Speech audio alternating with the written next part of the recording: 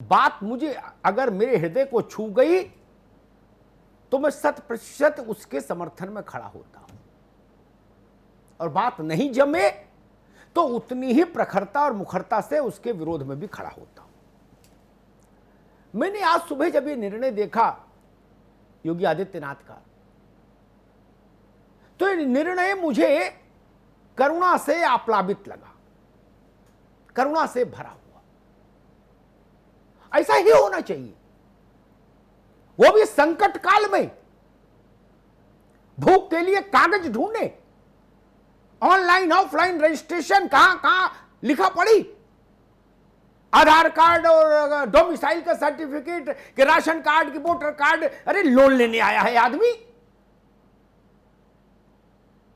2 वक्त की रोटी या उसका राशन, इससे बेहतर बात नहीं हो सकती। अद्भुत बात।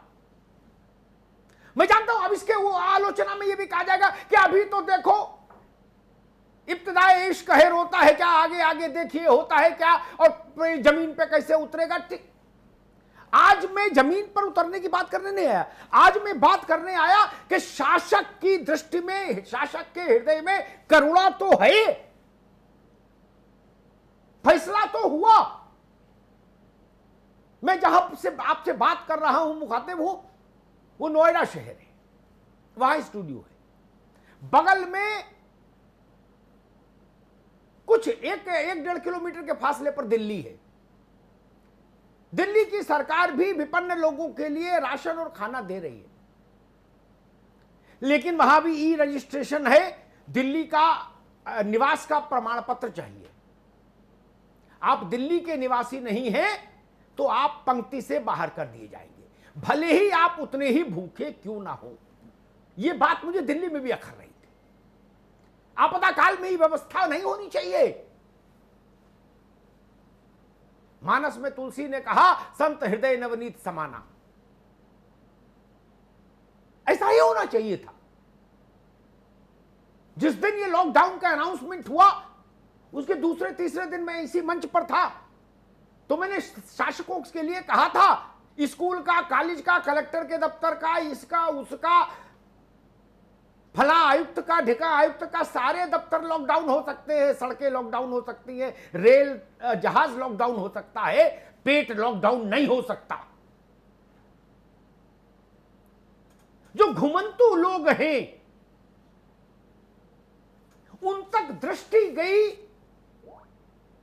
मुख्यमंत्री के स्तर के व्यक्ति की, यह अद्भुत बात है। मेरे हृदय को छुआ इस घटना ने।